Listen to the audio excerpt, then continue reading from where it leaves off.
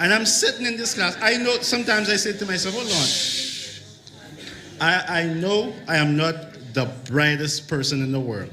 I know I'm not a genius. How come I'm sitting here? I'm listening to this man. I know this man is not a Seventh-day Adventist based on what he's saying.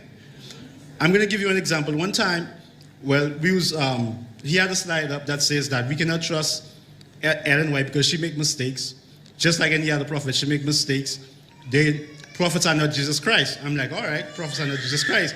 Then in another class, someone asked the question. They say, when Jesus said that there are some of you that stand here that will not see, taste death, and tell you, see the Son of Man come in power and glory, right? So someone asked, okay, what did Jesus mean by that? He said, Jesus was mistaken. So I'm like, hold on.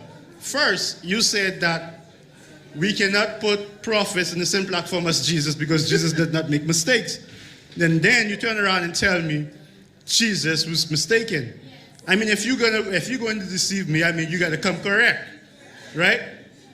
Now, with this class, as I sit down and listen to this man, the psychological abuse that's going on in the class, like if you don't believe this, they look down on you. It's like you're not a scholar, you're unlearned.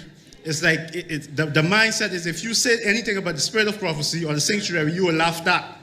And these young men are coming to a church near you to preach. They are going to be your future pastors. I'm telling you, based on the historical critical method, and I study this thing. The fifth generation will not run this church. Go ahead, brother. And when I found out this, I said I'm going to do a study on this thing. And I started to study the historical critical method. And I found out it's coming from an atheist. Now, the young ministers who are coming to your church do not believe on the Bible. Why do you think? I'm going to ask you this right now.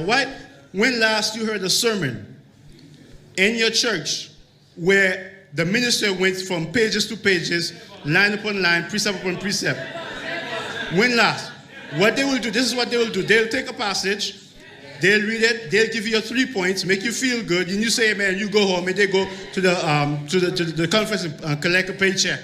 That's all they do. Because their conscience won't allow them to preach from certain texts because they don't believe in it. Let me add this. And to get your theology degree, you can no longer use the proof text method that we've been using here this week. You can't do that. That's not You cannot do that. If you do that, they look at you as unlearned